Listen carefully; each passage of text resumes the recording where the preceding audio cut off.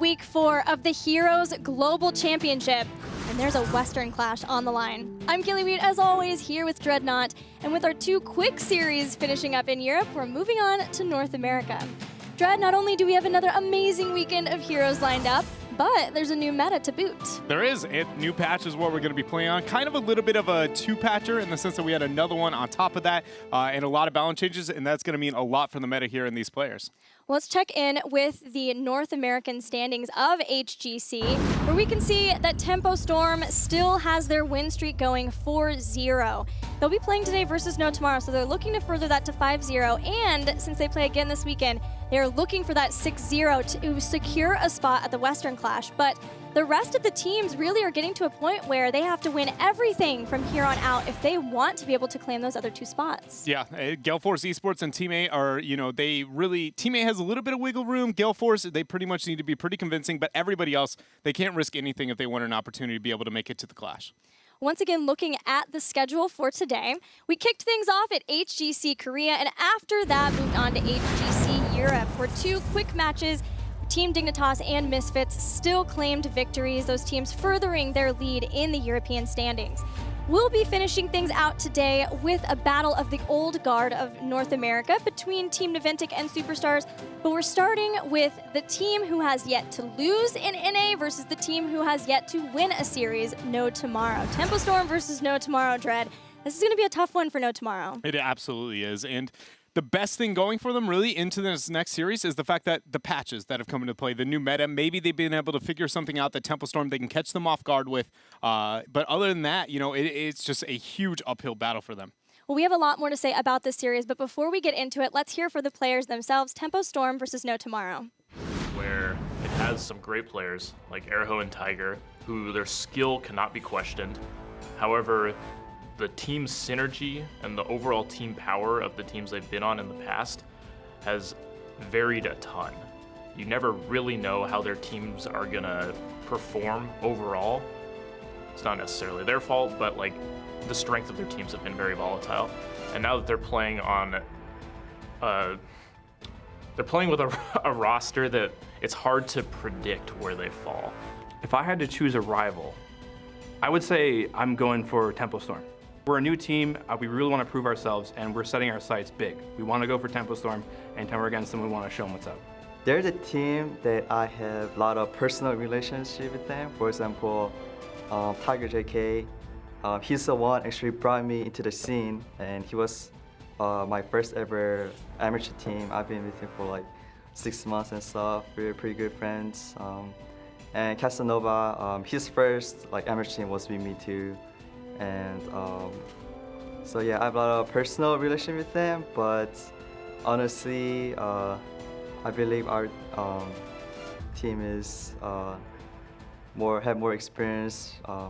Honestly, kind of better right now. So sorry to them. They're really good friends of mine, but good luck. Tempo, I think, is a really strong team. I'm super excited to play against them because I played on a team with June. It was the first good competitive team I was on. It was with June and Nightmare and Heyoon. And I just really, every time I get to play against June, I'm super excited to play against them. So Tempo should always be a fun matchup for us, and I think we match up well.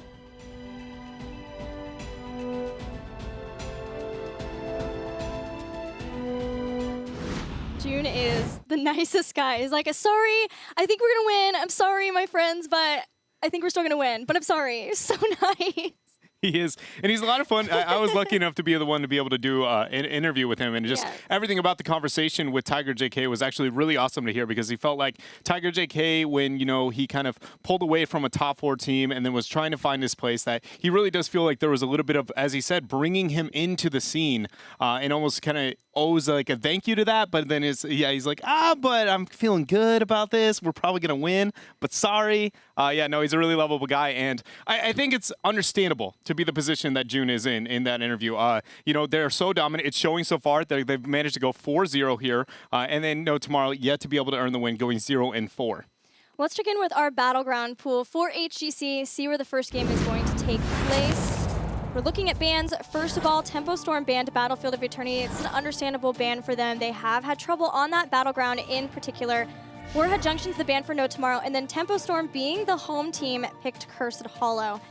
Now, let's talk a little bit specifically about Tempo Storm, because they came in, and while they are still dominant, they're winning all their series, they came into HGC struggling with the meta, voicing their concerns with the meta and being able to adapt to it, specifically the shielders. And now we've seen Tassadar arguing where he is going to be, how strong he'll be. Korea, wasn't as much focus, but we've heard from a lot of the North American pros how dominant he still is. How much of a concern do you think the meta will be for Tempo Storm in this series? I think it is. How big of a concern for Tempo Storm? I think it very much is a big concern for Tempo Storm, only because when you are such a dominant team in the position that Tempo Storm is, this is the scariest moment, is going up against a team who has nothing to lose, but then also on a new patch. There are always historically teams that are a little bit better directly after a patch, and those that are going to be able to struggle. Tempo Storm admits that they are a little bit slow, so I think it is something to be concerned about. There are enough changes in this patch specifically to where I don't think it's going to be as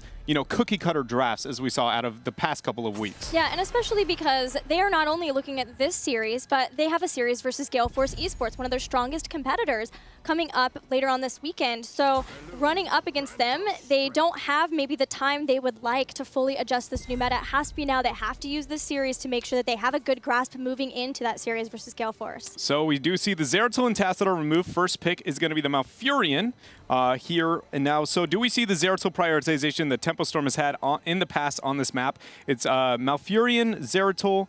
There has been a little bit of Ragnaros. Falstad is a hero for Tempo Storm, specifically when it comes to Cursed Hollow. I would like to see them move towards. They're very, very comfortable with that playstyle, and it's one a lot of teams have seemed to struggle with that side soaking.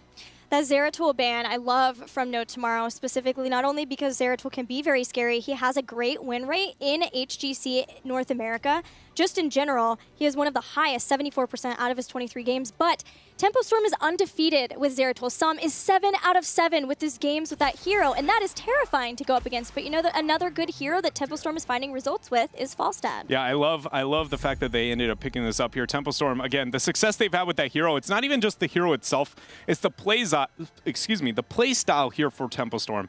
That soaking is just something nobody has really had a proper answer to, and I don't really see any other adjustments that really Tempo would need to make. Feel very comfortable in this playstyle, putting Cawthon there onto the Falstad. Now, No Tomorrow, though, has to be able to look for their next 2 picks.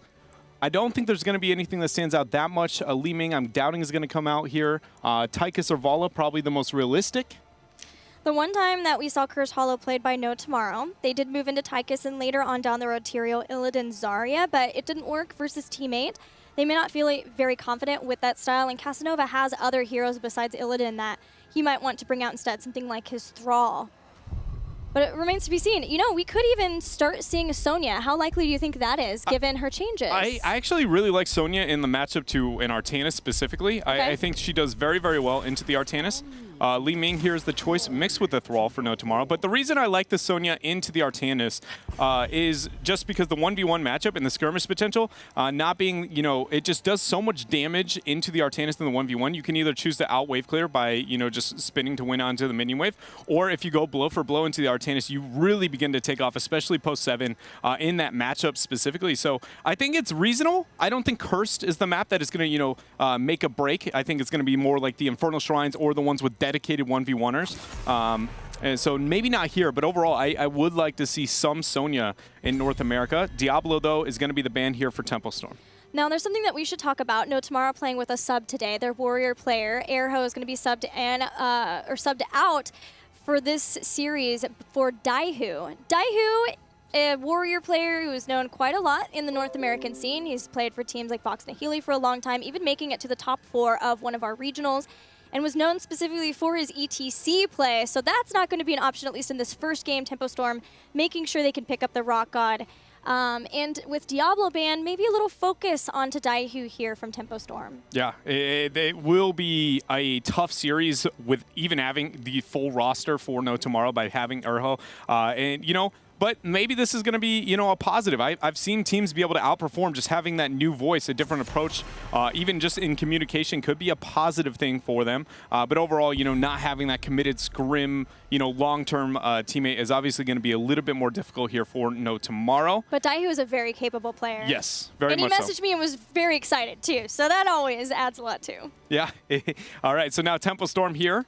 No major changes. We've seen the new patch, but nothing has gone out of the norm. They move into the the Karzim. We've already seen them build, you know, a similar-ish draft here for Tempo Storm, and then they're going to lock in their Tychus. Yeah. Tempo Storm has liked Karzim quite a bit on Cursed Hollow. What do you think it is about? They ran Insight when they did that. Okay. When they run it, they've gone into this Insight playstyle to be able to get that long poke and heal. To be like, Karzim is obviously decent when it comes to the isolation, the kill potential. I think Palm, obviously, I've talked it up a lot. I think it's a very good heroic, and it's got a lot of value. But he doesn't draw too much to the map specifically. Outside of the Insight build that we saw, it allows you to get free punches very early on to be able to get the Insight, and then that will help your late game healing tremendously. I don't see any major tells in the draft so far, though, as to why they're going to be moving in the direction of Karzim, other than just raw preference. I mean, you know, Malfurion's gone, so then things get a little bit weird when it comes to priority onto the supports, but nothing is a huge standout in the sign of the draft for No Tomorrow or the side of Tempo Storm as to why they're moving in the Karzim. Some stats so far that we've had in Cursed Hollow. Now, bear in mind this was a previous patch, but a lot of the heroes that I'll reference here weren't changed too much. Zarya has a 0%. She's been banned. Malfurion has a 17% win rate across the 6 games he's been played on Cursed Hollow so far, and Falstad has not lost a game yet in the 3 he's been played on Cursed Hollow. No Tomorrow are going to round out their draft with Muradin for Daihu, a nice, strong, safe frontliner that Daihu will have a lot of experience with, and the rest of the team too. And there she is, the first Valeera.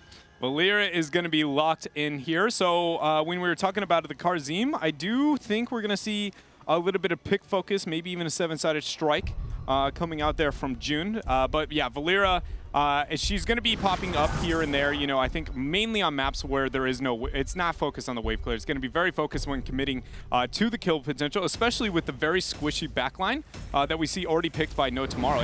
Valeera really could wreak havoc, and it starts as early as level 1. You know, she's a terrifying hero. And I have to mention it, Psalm, as playing Valeera. Psalm is one who has been increasing in his skill. He has really made a name for himself during his time on Tempo Storm, even before when they were named differently. And he broke out Alarak when Alarak was new, and everyone was terrified of his Alarak. So I'm very, very excited to see Psalm's Valeera here. Yeah, I agree. He does a very good job at, you know, with his mechanical skill and play to be able to pick up a hero very, very quickly and suddenly make it, you know, even if it maybe is not the most meta, it has to be respected, at least very early on in patches. And it could potentially throw where they have to ban it, or even Gale Force Esports make them a little bit scared of that Valeera. Guys, we have our first Valeera of HGC. We want to hear what you think about it, and anything else, make sure you tweet using the hashtag HGC. You may even see your tweets up here on the big screen later on. Yeah, it's, goodness, a Valeera pick here. I'm just so excited to see the kill potential. Is a lot what I'm looking forward to saw make any crazy plays, you know, because Valeera has a lot of play potential, and it might be that, you know, we saw the Zeratul banned out. You remove one stealth from Psalm, he's just going to move right into the other. That might be the trend that we see for Tempo Storm, but for now, it's really just a bunch of question marks. How well is it going to be executed? Is it going to be focused on follow-up? Is it more flanking onto the backline, getting the kills onto them, putting pressure on a Malfurion? I'm expecting the scouting drone to be able to deal with it just because the stealth is, you know, it can be activated in the middle of a team fight, so having that down while you're in the middle of the team fight is very, very useful. Yeah, No Tomorrow have a lot of ways to reveal. It's just whether or not they're able to do it. We're going to see. We're heading into game number 1 on Cursed Hollow between No Tomorrow and Tempo Storm. And so on the left-hand side here is Tempo Storm, where June is on the Karazim. ETC is always on, or excuse me, Fury always on the Warriors on that ETC. Coffin Luck sticking to the Falstad. Psalm is going to be playing Valeera, and Caterpillar is going to be on the Tychus. And in the red, their opponents are the members of No Tomorrow. The support player Tiger JK will be playing Malfurion. Talking Trees is on one of his favorites, Li Ming. Casanova similarly on a Comfort of Thrall. Jason will be playing Vala. And finally, Daihu will be playing Muradin. And so already at level 1 for the Valera, we do see Crippling Poison being the choice there. It can be activated. And when that happens, it's going to be able to slow the enemy by 25% movement speed for 3 seconds. It does not break the Vanish, so you can use that to, not have to follow up with any other, with your stun out of the stealth. You can open up with whatever you might like. That mobility really enables a big power play when it comes to your stealth in the plays that Psalm's going to be able to have here. Yeah, when we talk about Valera, 2 things we're talking about is build and also combo. How Psalm wants to open up out of Vanish. Is it going to be with Cheap Shot so that they can have a stun and a follows up stun from there, something like ETC, and then they have 7-sided strike so they could even burn down a Muradin? Or is it going to be something where they want to open up with a silence so that Li Ming can't do things like teleport away? We don't have a vault potential for Vala for that 1.5 or the 2-second silence. It's going to depend, but here is the first kill of potentially many for Tempo Storm opening up with Valera. That'll be first blood. Yeah, I think when it comes to the combos on Valera, I think we can expect from Psalm for the most part is going to be, if my opponents are out of position, he'll always open up with that stun, with the W, and then any chance where it's in a 1v1 skirmish, he's not consider about the mobility or the opponents aren't out of position, the E opening with the silence is going to be the safer route purely on the damage output. But yeah, it's just, I think anytime we see her, it's going to be a setup or it's going to be the follow-up to another hard crowd control. ETC is going to be the setup here into this game. And a very clean kill in the first showing that we managed to be able to see of it. But No Tomorrow does have, like we were mentioning right before we headed into the game, a lot of ways of dealing with Valera. They have Scouting Drone. It's been picked up from Malfurion. Malfurion himself being able to throw out roots and Moonfires. Moonfires is a very effective tool at being able to reveal because it's on such a low cooldown and it's instant. You can drop it right away. Yeah. Li Ming, probably will see her move into Calamity, Illusionist, maybe even Diamond Skin just so she can have more of that safety, especially since there is only Malfurion to keep all the members of No Tomorrow up. Yeah, it might be something that we do see No Tomorrow considering as the game moves on. Another thing to consider, though, is when looking at Valera and talking about the stealth and the mechanics, what are the major variables within Valera compared to every other stealthy in the game? Is that her kit actually, it legitimately needs to be stealth to be able to get access to the entire kit. Therefore, those scouting drones, those Moonfires that we were talking about, getting that reveal is huge because it now limits the the core mechanic, debatably, to Valera's kit by forcing that stealth, by opening up with a new skill set here. So we'll see if that focus is put heavily into revealing her because, again, her kill potential, especially without having 10s, is drastically crippled there if she does not have her ability to stealth in the middle of a fight. But for now, Tempo Storm doing what they do on Cursed Hollow. Falzad's going to get the split soak with the Giants, get the pressure out, getting the catch nest. Casanova here in the rotation. Daihu with a very aggressive door toss is going to get body blocked right in here. A good fadeaway route from Casanova that saved his life, but Daihu's the one who is caught, and that'll be another kill for Tempo Storm. And the Tribute as well. Valera has moved into Relentless Strike, which reduces energy cost of Sinister Strike, her dash forward, as you see right there. Probably going to move in further to more of that Sinister Strike build. You can get things like Mutilate at level 7, and then maybe even Seal Fate later on at 16, so that it's doing even more damage, and you're just solely focused on being able to dash in and do a lot of damage right away with that dash. Yeah, it's such a powerful tool directly out of stealth to be able to get your Q onto a target, and by dropping it down to the 20 mark, it allows you, depending on what talents you synergize with it later on, can open to multiple Qs, which is very, very frequent. Is going to be able to confirm a kill here for them, but instead... Assassinate! That is... All right, so Assassinate is going to be dealing 100% damage with Ambush, which means the Q out of stealth only. Right, the big damage dealer. Yeah, it does 100% bonus damage as long as nothing was within a 5 range. So is this a way of picking a talent and saying, you cannot possibly try to split soak against us, and we are going to have the split soak because we have Falstad, and there's nothing you can do about it? I mean, that is definitely a little bit of it, right? Or, any kind of risky transitions or rotations on the side of No Tomorrow are going to be very, very easily punished from the raw damage output. Then having the ability to have the slows out of the level 1 talent there for Valera means that now you can open with your Q, that you aren't worried about your opponent just walking away directly after. And so this is going to lead to a just absurd opening, at least when in the damage front here for Psalm. Yeah, I wonder if we'll see Death from Above at 13. But the big one I'm asking myself about is heroic abilities for Valera. What do you think she's going to want? Do you think it'll be Cloak of Shadows because there is some spell damage on the other side? Or, oh, hold that thought, Fury's going to be in trouble. He's going to power slide away, though, and be A-okay. I think that's a tough one. Like, typically, I think you know, having that smoke bomb is such a valuable tool into a team fight. But then with scouting drone on the opposite side, I don't know how that interaction works. Scouting drone reveals inside of it, but you're not revealable. You're not able to be revealed. I'm pretty sure scouting drone doesn't work. And if scouting drone doesn't work in this scenario, that's actually a matchup I've never gotten to see yet with Valera, is having that scouting drone. If it does not reveal, then I do like the idea of moving into cloak. It's a really, you know, that's the universal. But if you can get that raw damage off, you know, with the composition that No Tomorrow has, you might want to be moving into the smoke bomb. But again, Psalm quickly being able to confirm the kills. They're opening with the stun and allowing his team to be able to pick up Bala here. Tempo Storm, 2 tributes, closing in on 10, closing in on a curse. Things are looking perfect here for them. They are. We'll see what they get done with this curse as Fury picks up the tribute. All of the forts still stand for No Tomorrow, but without having heroic abilities, defense is going to be ever so scary for this team. It's just trying to limit however much damage Tempo Storm can do. There are the heroic abilities coming on. It is going to be Smoke Bomb.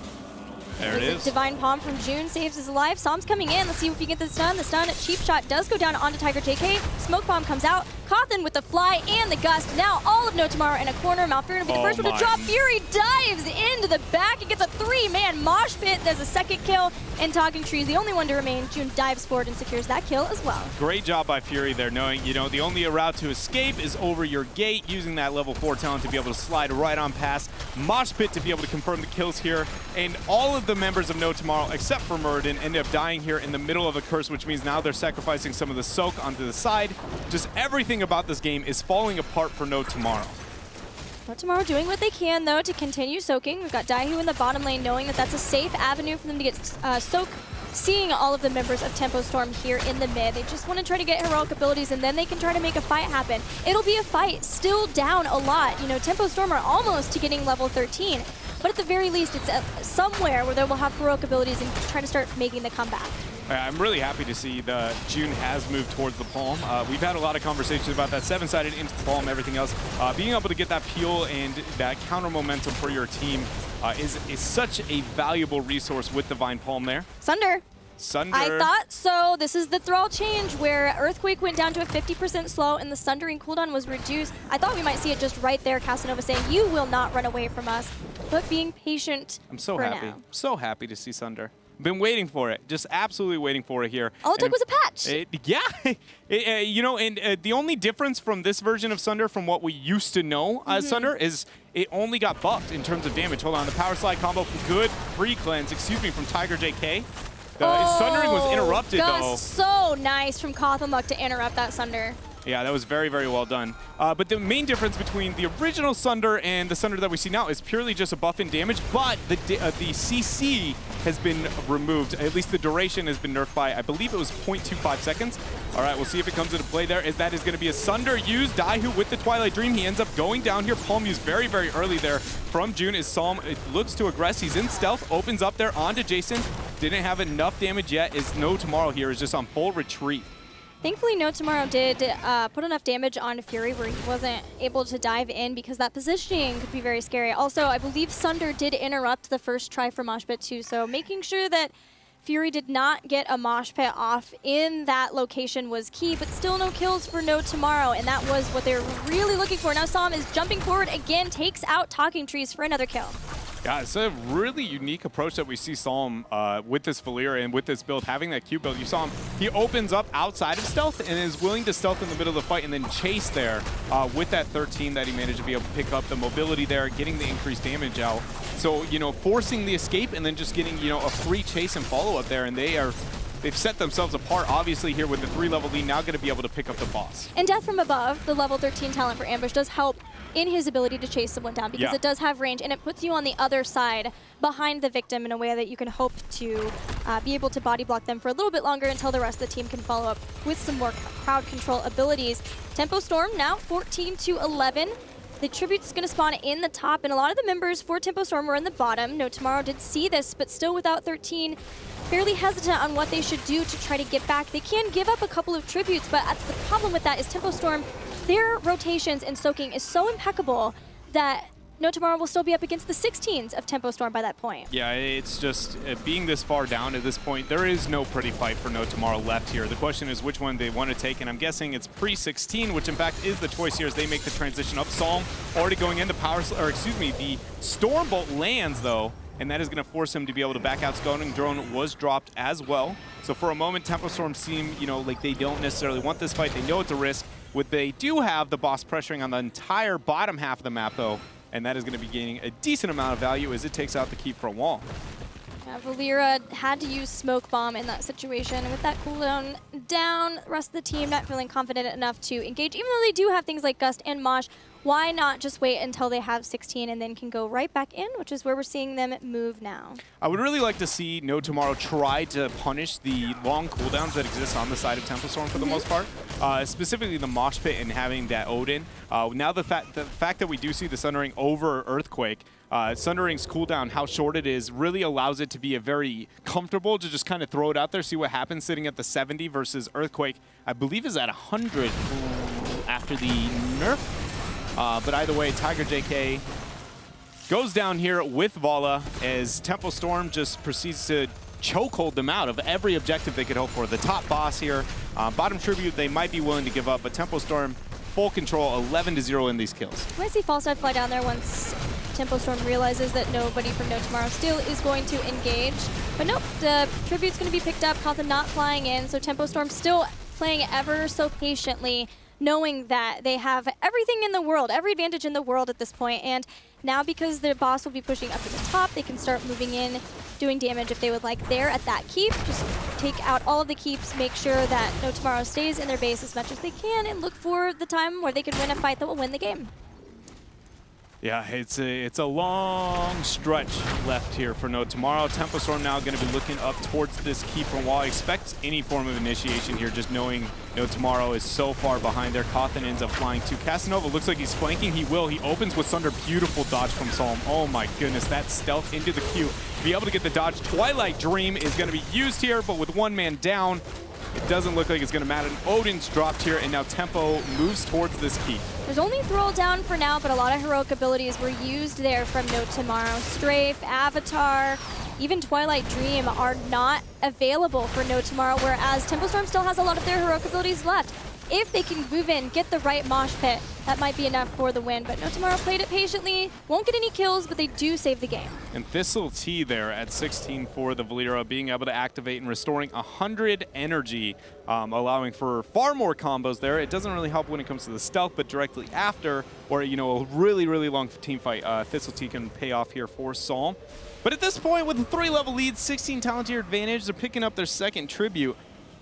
I'll be honest, I don't know if the Thistle T is going to be the breaking point here, because there is far more things that are going against No Tomorrow so far in this game. It does help too with Psalm though, because he didn't pick up something like Vigor or Subtlety to help with the energy build up earlier on. So getting Thistle T, like you said, making sure that there's max combos for Valera. But yep, No Tomorrow starting to move out on the battleground. They're checking out boss in bottom, knowing that they've got to find an avenue for a fight if they can. The boss respawns in 45 seconds, but they're not going to wait. No Tomorrow jumps in. That's a 5-man mosh pit for Fury. That has been insane. The second huge mosh pit for Fury of the game, and it may just secure the game right here, Dread. Yeah, it might. At the power slide over the wall, Fury's not going to be able to allow them out. There goes Psalm going in. Stealth is going to be popped in a moment. We'll see if he confirms the kill. There's going to be the damage. Kothan does not land the Q. Trees is on full retreat here. Looks like Tempo Storm, in fact, does show a bit of mercy as they now are going to be transitioning. Looks like they're going to be a little bit of a split between mid. June's like full Liam Neeson Psalm status. stealth. I will find you and I will kill He's you. just going to stealth Q? No, that dismount. Very well chase done. so far. That was nice by Talking Trees to get Tempo Storm to chase him that long and still get away, but unfortunately 16 still a full level away, and there is a boss and a tribute to give Tempo Storm another curse. Yeah, this is a tough spot now, because No Tomorrow, not only are they going to be losing this curse and the boss, but the fact that top boss is going to be spawning in 2 minutes, so it leads to where this may not be, the lethal moment itself for No Tomorrow, but in fact that top boss is really where it very easily could be. Now that they're going to be losing what is expected to be a minimum of top keep and bottom keep, even some potential damage onto core. If No Tomorrow manages to survive the siege onto bottom, without losing any heroes, they need to make sure they stop that top boss because that could be the final straw. No Tomorrow, though, just about to get 16. They're moving into position to defend versus bottom. Tempo Storm will have Giants as well as the boss. Provide the backline siege to the boss's front line. Saw him moving in, jumps on top of Jason. Throws out Smoke Bomb too, kind of making a no-pass zone for the members of No Tomorrow. Daihu's the one who's caught. Dwarf tosses out in time. The Sundering in the back makes sure that he stays alive. Twilight Dream hits. Gustus to come out to keep Sam and June alive. They will do so. They'll take out the keep, but the members of Tempo Storm are fairly low. That was such a huge patience from June there, not to pop home and be able to keep everybody alive on this team. Now they are moving towards the core there. Good stun coming out from Daihu. The shields on the core have now been removed. Casanova goes to be able to try and heal from the Hall of Storms. Tiger JK moves up very aggressively. Fury pops the Bosch Pit, the tour bus as well. In the backline, though, Psalm confirms the kill. Cawthon flies over. He's going to throw the Q at the core, and this is game 1 over to Tempo Storm. Tempo Storm continues to look more and more impressive as this tournament goes on for them in HGC. They talked about how they are a momentum-based team where they start off at a tournament and have to ramp up, and we wondered how that would work here where it's not just one tournament in a weekend, it's taking place over several weeks. But they look to be just getting stronger by the minute. Yeah, they very much are really kind of gaining traction and seem to be, you know, exploding past their opponents really so far here. No Tomorrow, though. They just didn't work out so much in game number 1. The Valera may be catching them off a little bit. I still have hope that they might have the opportunity in the rest of the series, but for now, Tempo Storm just looks rock solid. Yeah, No Tomorrow. We'll see if they want to pick the map or if they'll go first pick again. We're going to take a break. When we return,